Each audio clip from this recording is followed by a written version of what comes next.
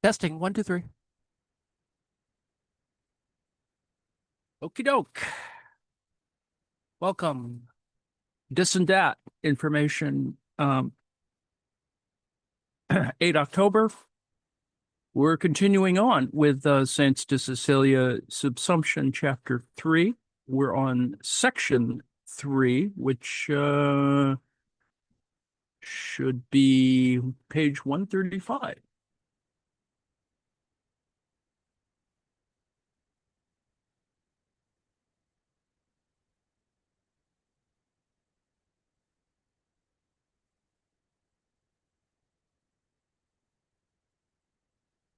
Hang in there.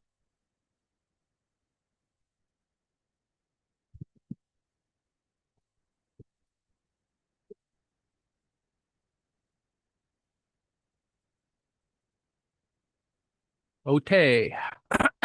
Subsumption in production. Subsection 3, Chapter 3. If, as Marx argues, the relations of capital are essentially concerned with controlling production, we have nonetheless seen how this can only occur via the economic mediation of commodity exchange, that is, the subsumption of labor, as well as wealth as such, under the commodity form of value and exchange relations. Footnote 94. The circulatory processes that take place on the visible surface of capitalist society, that is, socially, are the means which enable a very different logic and form of power to obtain privately within the arena of production. Here, in a mode that is the direct result and expression of those conditions established through so-called original accumulation and reproduced by capitalist social relations themselves, the basic constituents of production are brought together. Their separation is superseded in the course of a labor process that is directed under the command of the capitalist and organized around a specifically capitalist end, the production and realization of surplus value. Why else would we go to resorts, right? When we shift our focus to this sphere, that of production, we see that with their command over labor, the right to which has been bought with wages, the capitalist compels the worker to perform surplus labor, to produce an excess of economic value over and above what they receive in order to reproduce their own existence as living labor. The worker is productive in this situation, but for capital rather than for themselves. As such, both capitalists and workers cease to be merely different kinds of sellers and truly enact the real class roles determined for them socially. Quote, the capitalist, who exists only as a potential purchaser of labor, becomes a real capitalist only when the worker, who can be turned into a wage laborer only through the sale of his capacity for labor, really does submit to the commands of capital. The functions fulfilled by the capitalist are no more than the functions of capital vis-a-vis the valorization of value by absorbing living labor executed consciously and willingly. The capitalist functions only as personified capital, capital as a person, just as the worker is no more than labor personified. Footnote 95, close quote. Think of Citizen United and the personification of corporations.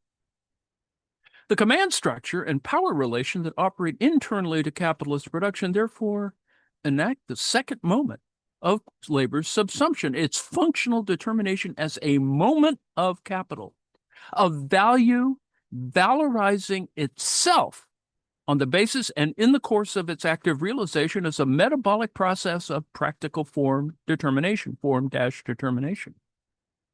In the same moment that human labor forms a concretely useful good, its subjection to the command of the capitalist ensures that it also forms abstract wealth in excess of what it receives in order to do so. Human practice is here subjected to and stamped with the character of a historically specific form of domination and exploitation. The labor process posited prior to value as point of departure, which, owing to its abstractness, its pure materiality, is common to all forms of production. Here, it reappears again within capital as a process which proceeds within its substance and forms its content. Footnote 96.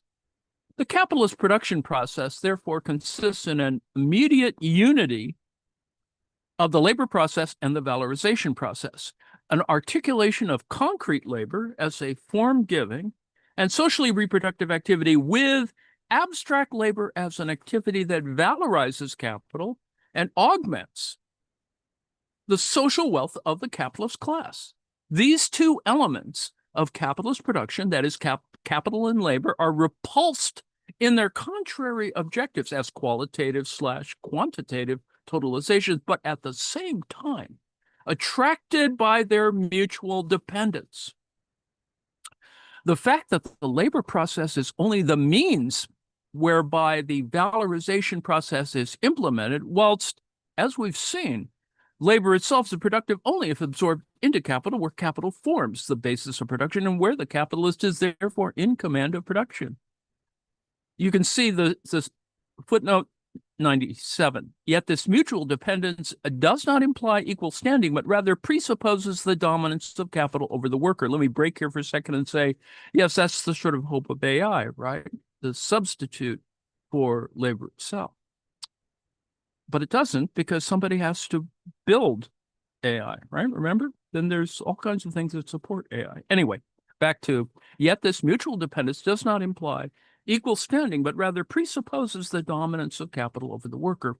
Quote, the means of production, the material conditions of labor, material of labor, instruments of labor, and means of subsistence do not appear as subsumed to the laborer, but the laborer appears as subsumed to them. He does not make use of them, but they make use of him. And it is this that makes them capital. Capital employs labor, not vice versa. They are not means for him to produce products, whether in the form of direct means of subsistence or of means of exchange commodities, but he is a means for them, partly to maintain their value, partly to create surplus value, that is to increase it, that is to absorb surplus labor. Close quote. Footnote 98. Here, the immediate contradiction of use value and value internal to the commodity form is raised to a more concrete or deeper level within the total social process. From the static level of objective form to the active level of the processes whereby that form is constituted, with the contradiction finding its resolution or at least neutralization in the subsumption of the former under the latter. In this case, however, subsumption affects not only a mode of abstract formalization, a representational framework of equivalence that regulates exchanges, but rather an active goal-directed mediation that regulates productive activity according to the logic and life process of capital, so that the labor process is, as it were, incorporated in the valorization process that is subsumed under it. Footnote 99.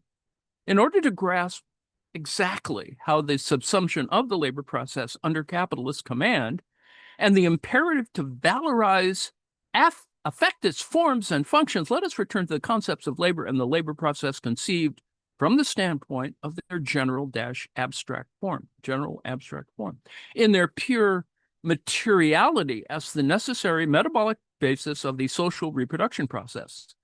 In a passage from his 1861 to 63 draft of Capital, Marx comprehensively describes the labor process as, quote, a process in which the worker performs a particular purposive activity, that is, a movement which is both the exertion of his labor capacity, his mental and physical powers, and their expenditure and using up. Through it, he gives the material of labor a new shape, in which the movement is materialized, while labor materializes itself in this manner, in the object of labor. It forms it and uses up, consumes the means of labor as its organ. the labor goes over from the form of activity to the form of being.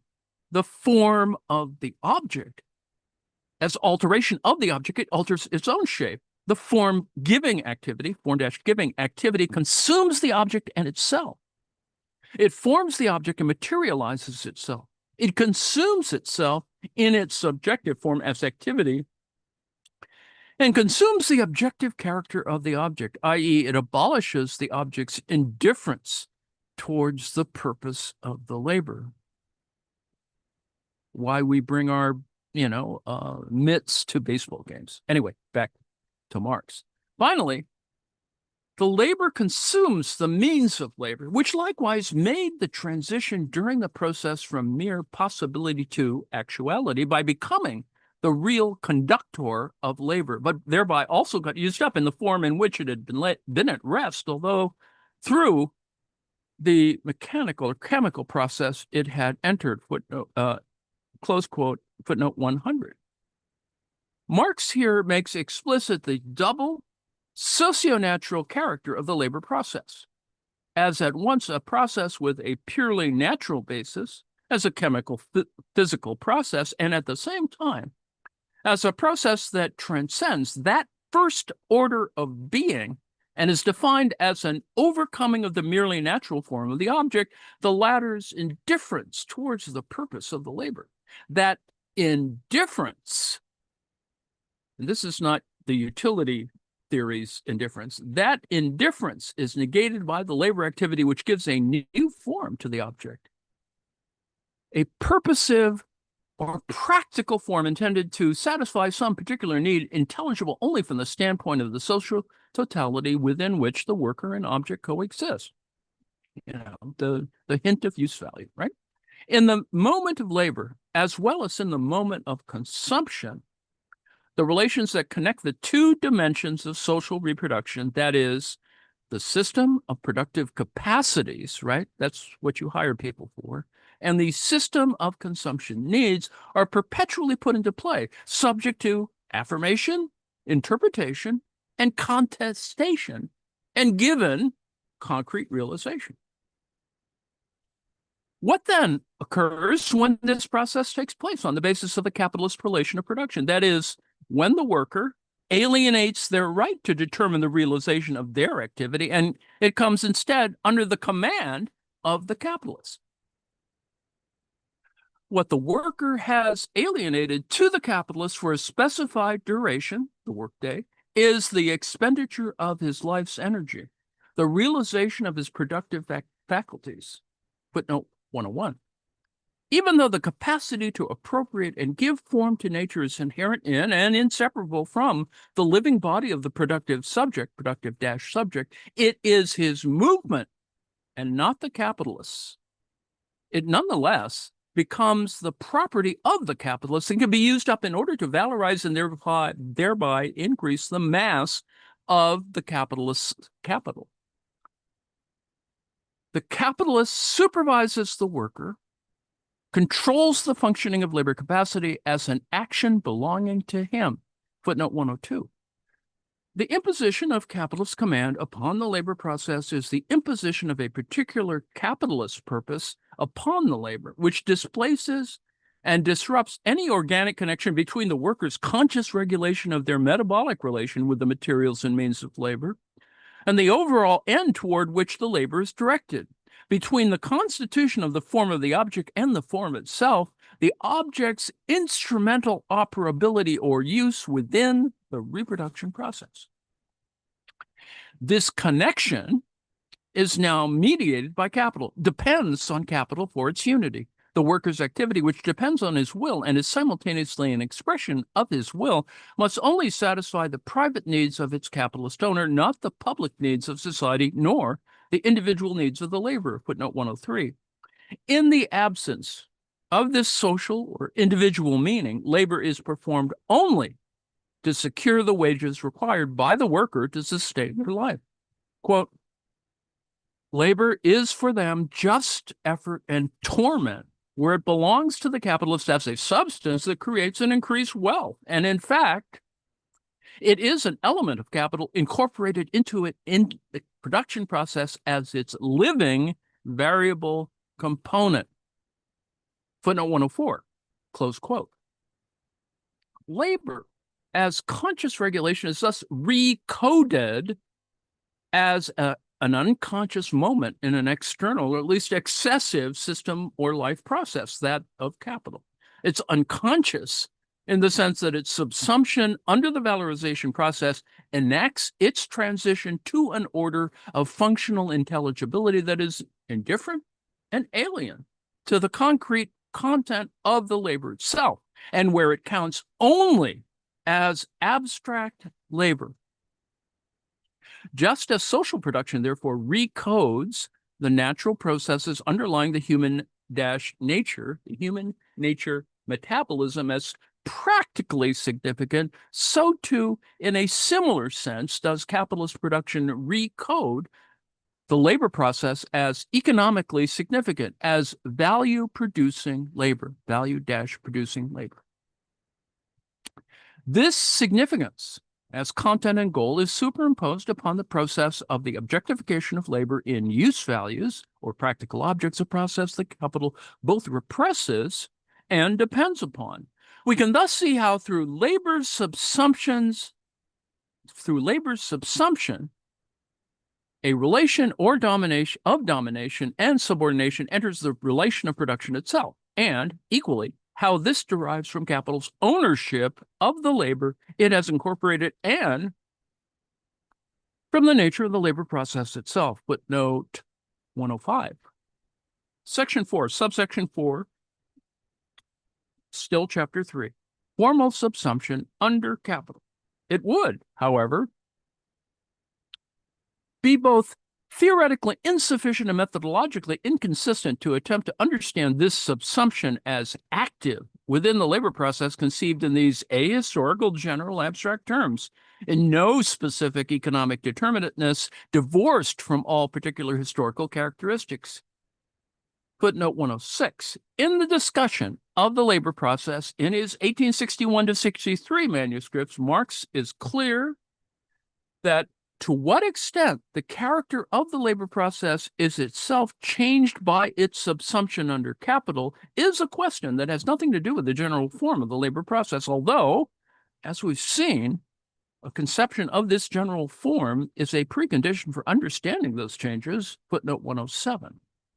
The determination of labor process as capitalist does not emerge ex nihilo nor drop from the sky, and neither is the concrete form of the labor which capital comes to dominate, general and indeterminate, but rather belongs to production at a definite stage of social development, is concrete and historically specific.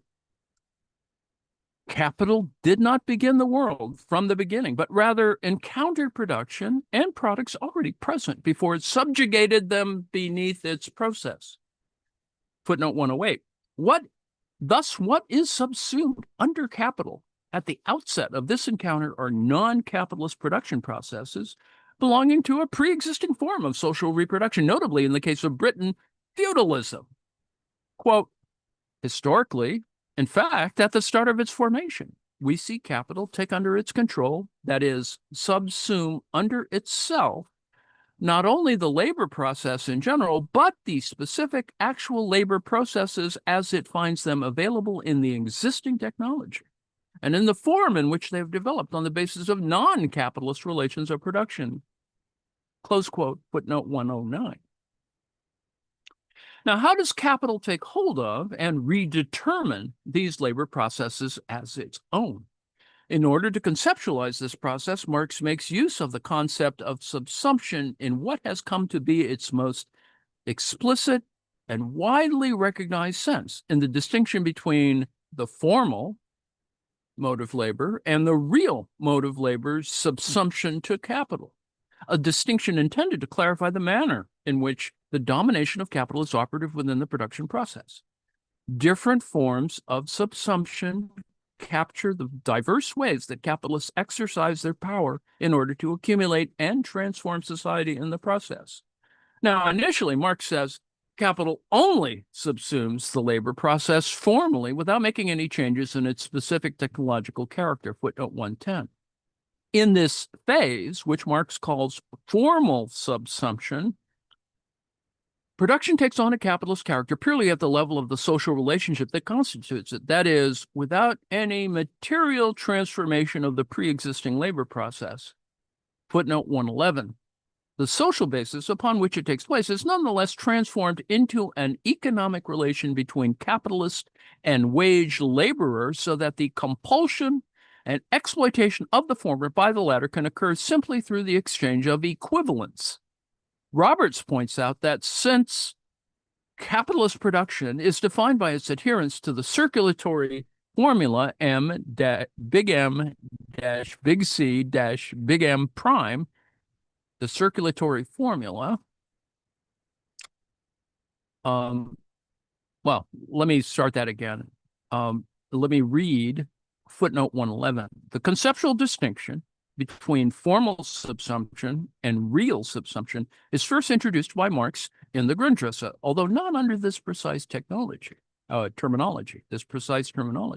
It is in the manuscripts written between 1861 and 3 that the distinction is termed formal/real and elaborated in detail.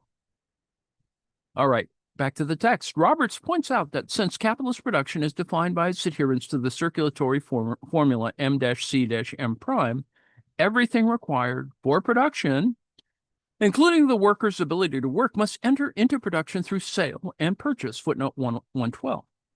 Thus, unlike the relations of directly political domination that characterize, for example, feudal societies,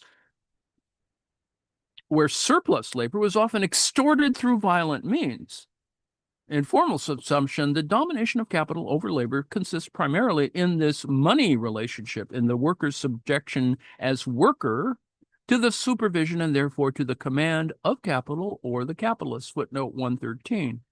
As Marx explains, quote, the subsumption is formal insofar as the individual worker, instead of working as an independent commodity worker or independent commodity owner, now works as a labor capacity belonging to the capitalist and therefore under his command and supervision.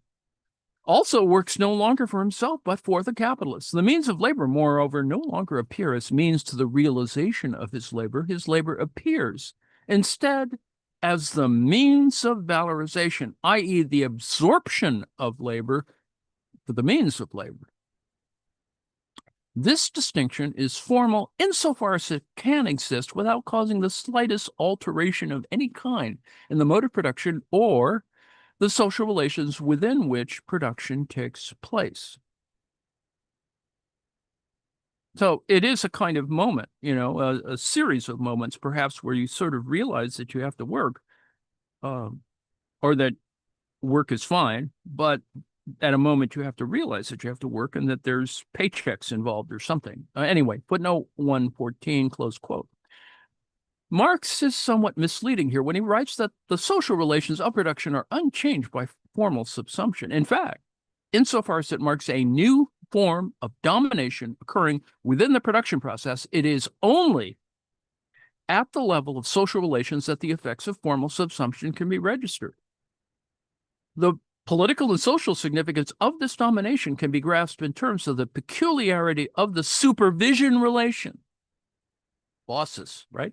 A form of command and compulsion legitimated by the juridical relation between the seller of labor power and the one who consumes it, the legal fiction that underwrites the forced labor of free subjects.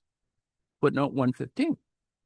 The capitalist buys the right to exert their command over labor's activity in the production process, and then crucially uses this right, quote unquote, to ensure that the work is carried out with sufficient productivity to generate surplus value, to ensure that their M, capital M, will return to them as M prime.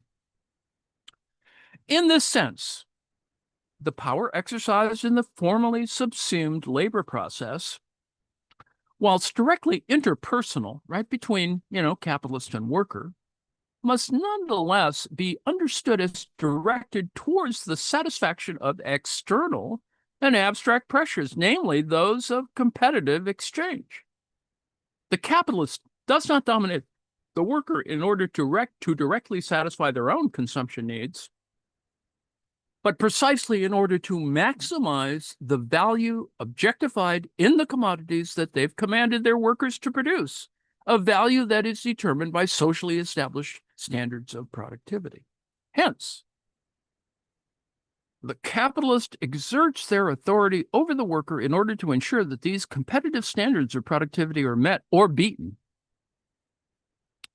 Quote, the capitalist will make sure that the worker really works the whole time required, and expends necessary labor time only, i.e., does the normal quantity of work over a given time. Footnote, close quote, footnote 116.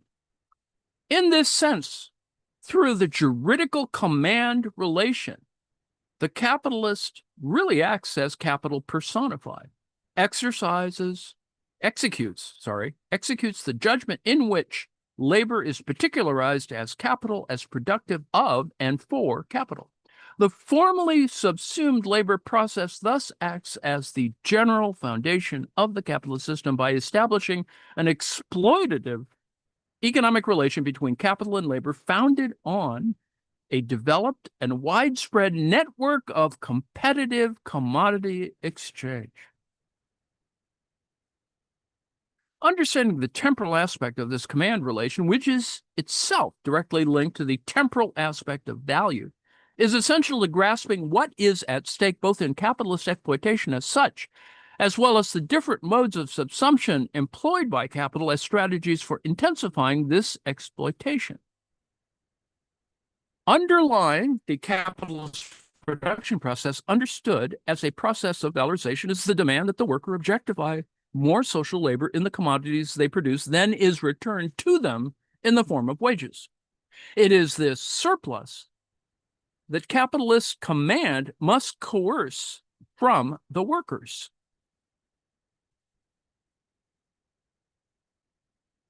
To this end, for capital, and thus for the capitalists, labor does not count as productive activity with a specific utility, but simply as a value-creating substance as social labor in general, which is in the act of objectifying itself and whose sole feature of interest is its quantity over time. Footnote 117. It is in this sense that the subsumption of the labor process under the valorization process is a logical extension of the subsumption of use value under value, the big V value, right? It is the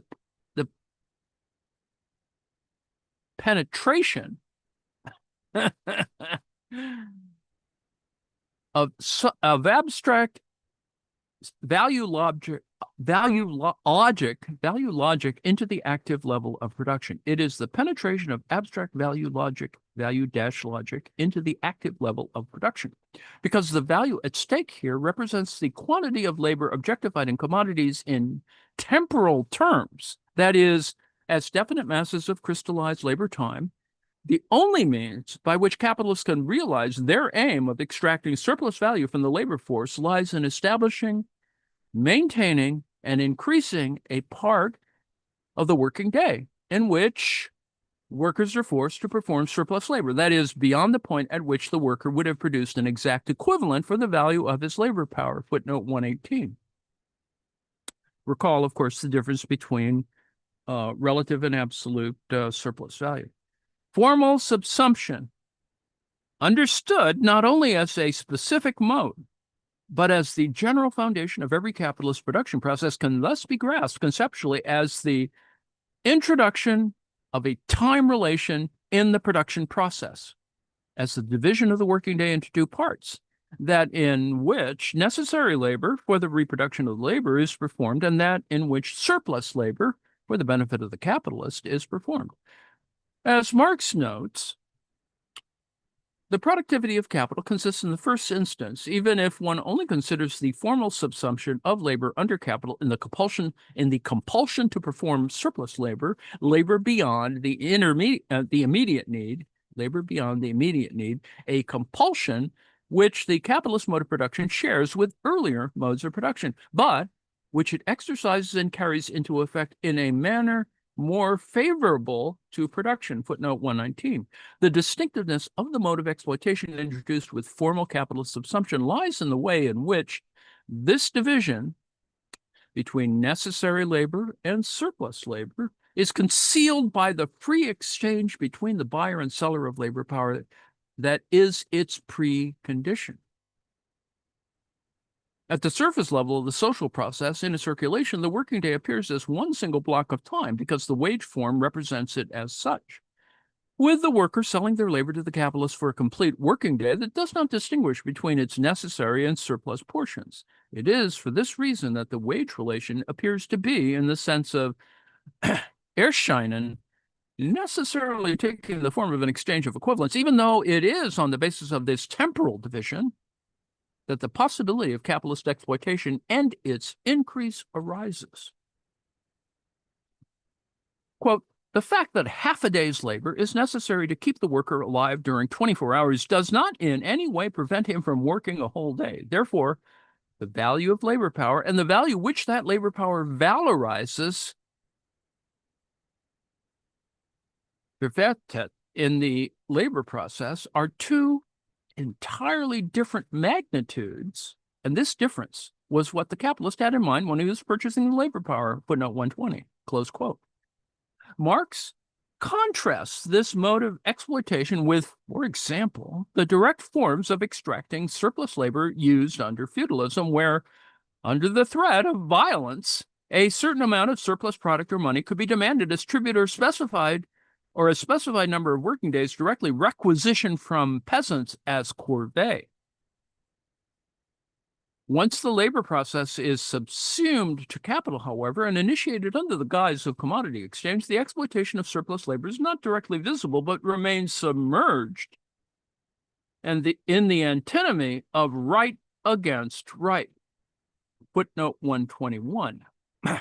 Because the productivity for capital of a formally subsumed labor process depends solely on the length of the working day for which labor power is bought, it is bound to the production of absolute surplus value, which Marx describes as the material expression of formal subsumption.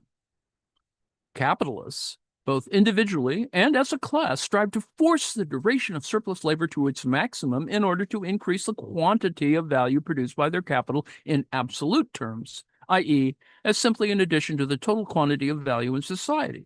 Yet conversely, the workers constitute themselves as an opposite force, striving to reduce the hours for which they must toil in order to reproduce themselves. In the section from Capital on the production of absolute surplus value, Marx charts the struggles over the length of the working day and the legislation introduced by the British state to mitigate capital's insatiable appetite for surplus labor, child labor, women working, etc., which at the dawn of the Industrial Revolution in Britain threatened to drive the working class to complete exhaustion, footnote 122.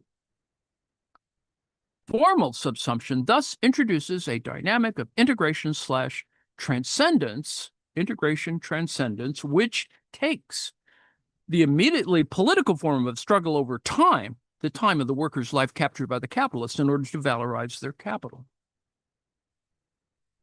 Now, without altering the actual process of labor in any way, there are two other factors aside from the duration of labor individual capitals can manipulate in order to potentially increase their production of absolute surplus value. Firstly, the capitalists may enlarge the scale of production by introducing increases in the volume of the means of production invested, more machines, bigger machines, and in the number of workers under the command of a single employer. Footnote 123. Secondly, there are techniques for increasing the intensity of labor by simply forcing the workers to exert a greater effort via supervision and coercion, the whip. What is key to formal subsumption, however, is that despite these modifications, the specific material practical content of the activity undertaken by the worker remains unchanged from its pre-capitalist form, and any potential increases in the production of surplus value remain strictly within the ambit of the interpersonal relations between worker and employer, underpinned by wage dependency. Now, As we shall see, once capital goes beyond this and begins to alter the objective material content of the labor process, it brings about an epoch-making change in society's form of reproduction. Departing from the account of formal subsumption provided by Raju J. Das, we can characterize it through the following ensemble of conditions taken on by the labor process when brought under the formal economic command of the capitalist. Number one, there is no extra economic obligation or coercion directly underpinning relations of production. That is, laborers who do not own the means of production are generally free to choose their employers. Number two, no more labor time is used in production than is socially necessary. There is competition to reduce the cost of production of commodities for sale, suggesting that the law of value is operating. Number three, an economic relation of supremacy and subordination exists at the point of production, as the worker is supervised by the capitalist. Number four, the means of production and consumption are brought on the market by the capitalist and confront the worker as capital. Footnote 124. To these conditions outlined by Das, Raju J. Das, we can also add that number five, the actual labor processes themselves are unchanged by capital's ownership of the labor process. The scale and intensity of labor may be increased, but the specific technical metabolic character of the activity remains as it was prior to capitalist control. So you see, kind of it's sort of ceteris paribus, I suppose. Number six, labor power. This is an additional thing to the conditions outlined by Das. Number six, labor power is exchanged for wages. There are also important non-waged forms of exploitation by capital, but they fall out under the rubric of hybrid forms, as we shall see below. Okay, hybrid forms, subsection 5, we're still in chapter 3.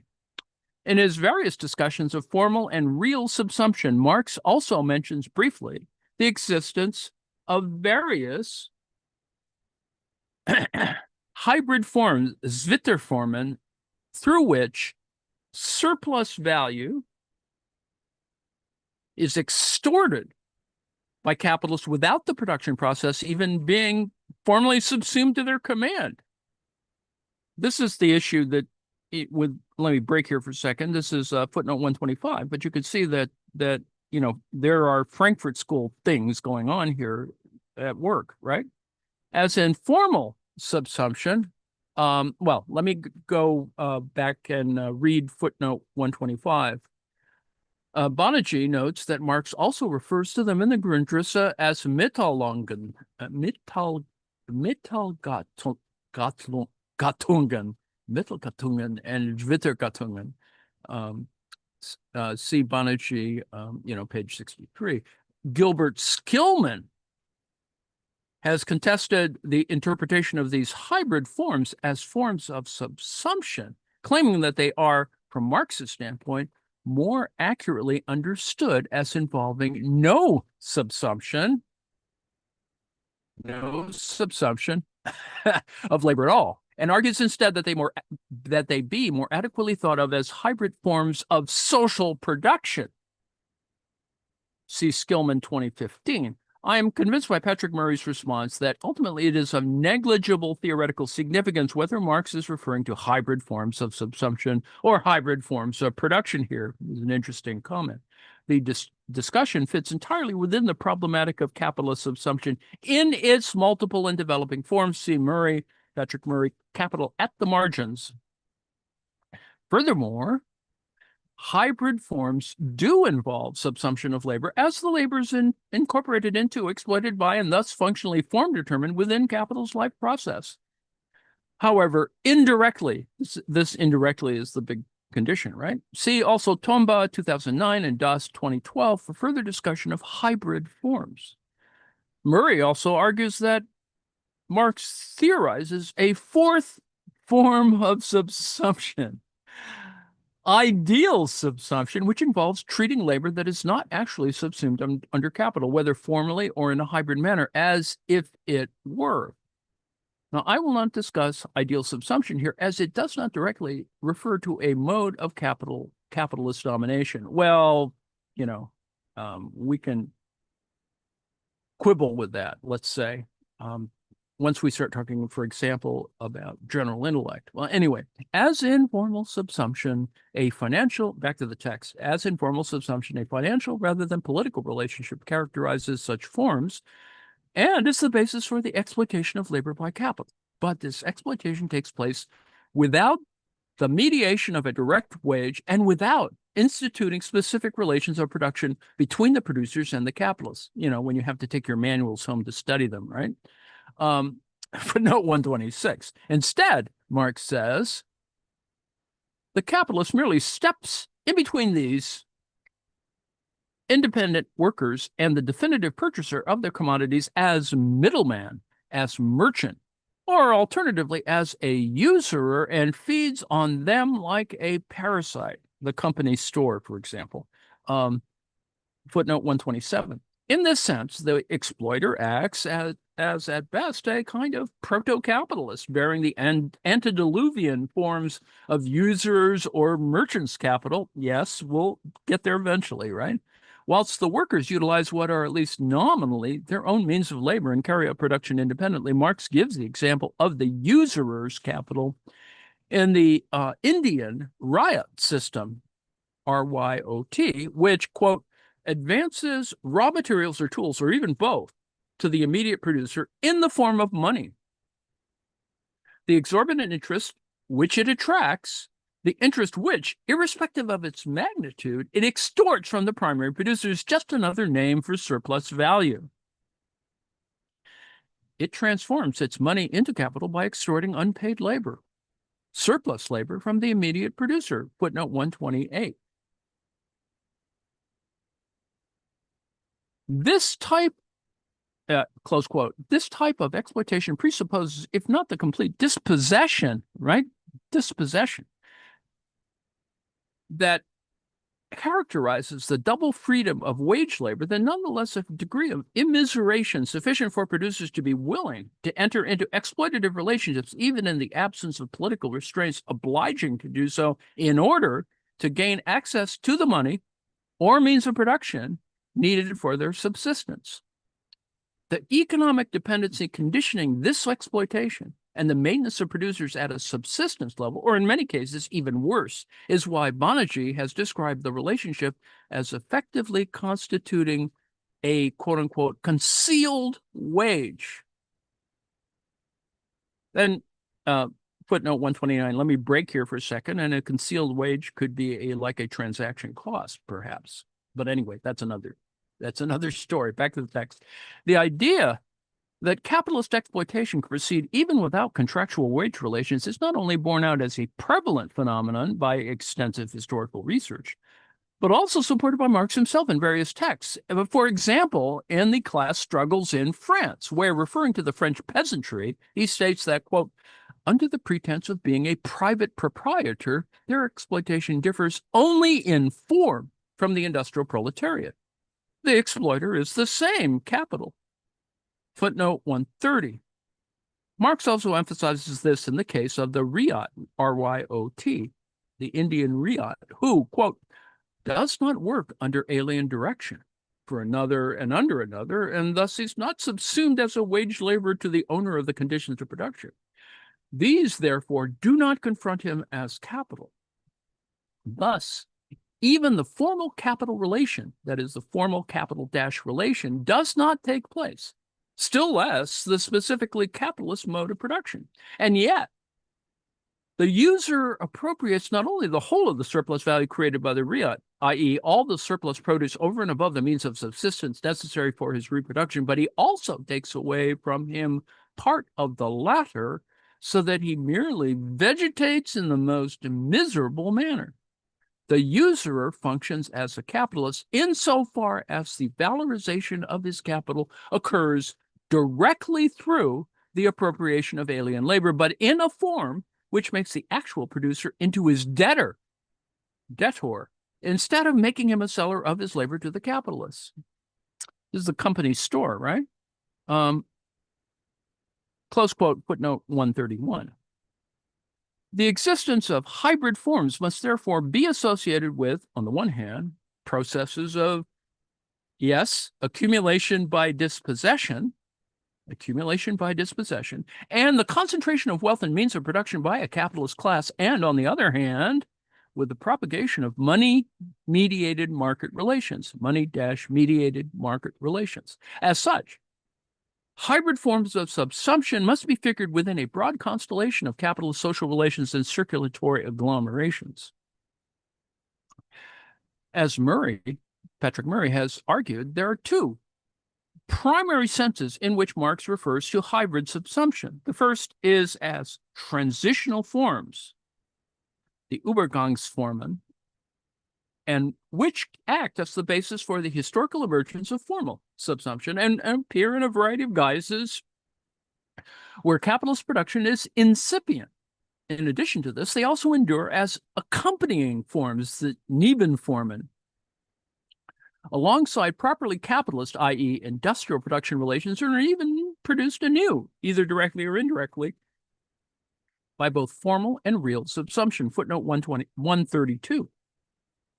Industrial capital can interact with hybrid forms and incorporate them within its circuits. It can also enhance its grasp of labor by its contrast with such forms or take advantage of such forms as outsourcing mechanisms when state intervention, class struggle, economic crises, or simply competition with other capitals deter its direct contraction of labor, as Das has highlighted with reference to agricultural production in India. Footnote 133. Das and Basu, there's a relation between Das and Basu, which is worth pursuing. We also might mention that, this is how certain types of privatization occur under stress, right? The taking away of state-provided health exchanges forces people to be even more exploited by corporate health privatized health programs, whatever. Anyway, as if the exchange itself wasn't the similar problem. But anyway, that's a whole other story. Anyway, back to the text. In this sense, hybrid forms must be grasped not simply as residual forms of exploitation, but as a permanently present strategy of exclusion and outsourcing that is functional for capital as a response to both cost-cutting imperatives and, yes, currently going on, class resistance. Even where pre-capitalist forms of production are maintained or reabsorbed in the capital's accumulation process, Marx argues that their physiognomy is completely changed as they acquire a new and specific historical character under the impact of capitalist production branding.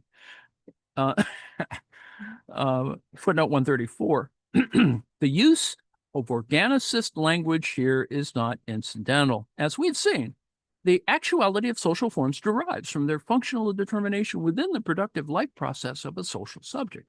It therefore makes reference to the adaptation, or perhaps more appropriately, mutilation of social forms by their incorporation within a social reproduction process that proceeds on a capitalist basis. Such an incorporation, Marx stresses, heightens the exploitation of the producer, drives it to its uttermost limits without in any way introducing the resulting heightened productivity of labor in the transition to the specifically capitalist mode of production. Footnote 135. It is precisely their exclusion from the normal conditions of capitalist exploitation and their associated production costs that characterizes the subsumption of the labor of surplus populations under hybrid forms, allowing the capitalists to speculate directly upon the misery of the workers. Footnote 136. In this way, hybrid subsumption is not simply residual, but rather is itself this is capitalized, extraneous produce of the capitalist mode of production. Footnote 137. What occurs under such forms is exploitation by capital without the mode of production of capital, which simply worsens the conditions under which the worker works. footnote 138. This is like working for spec, as they say. Quote, it makes labor sterile, places it under the most unfavorable economic conditions. Here, in fact, the means of production have ceased to belong to the producer, but they are nominally subsumed to him, and the mode of production remains in the same relations of small independent enterprise. Only the relations are in ruins.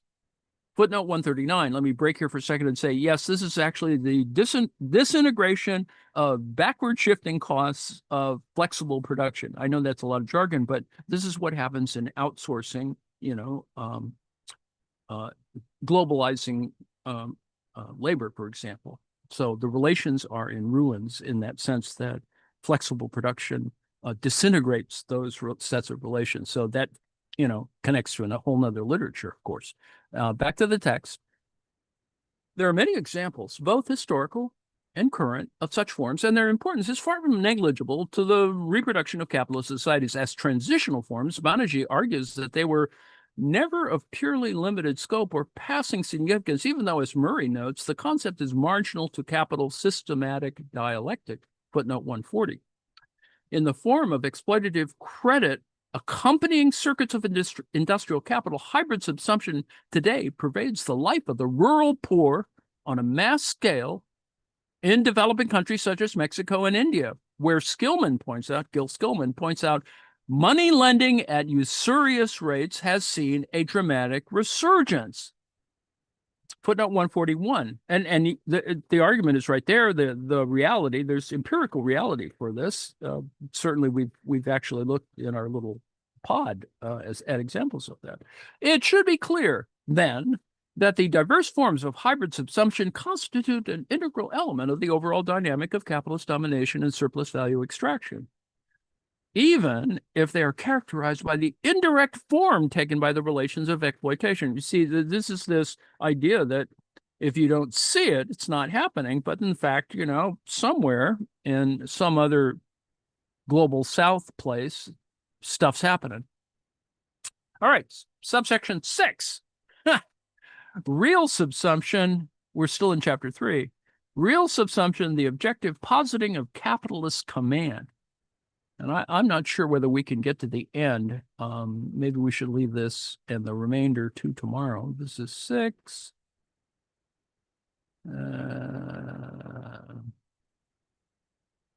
Yeah, I think we'll have to leave this till tomorrow, because otherwise I'll be trundling on for another 15 minutes, and other folks have things to do. And I've, of course, since I started actually close to on time, there's enough to continue for tomorrow. So subsection 6 tomorrow. And let me thank you for your attention. We've been looking still at subsumption, and I hope that you can see that what subsumption, or at least the concept of subsumption, does is allows us a further fine-grained determination of the difference between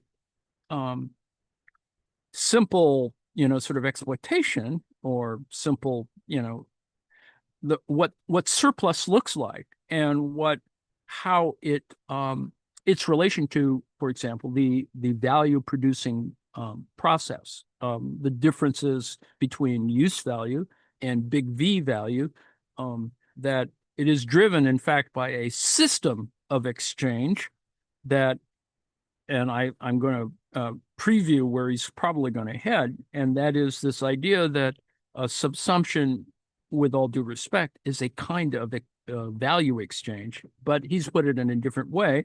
And I think that that's an interesting way in which you can set the concept of valorization as a system of exchanges, which in fact, under the volume 2, model of circulation, I think that actually works, especially when you're trying to talk about other forms of quote unquote valorization, as in financial and merchant capital. But anyway, that though we can talk about that at some other time. Let me stop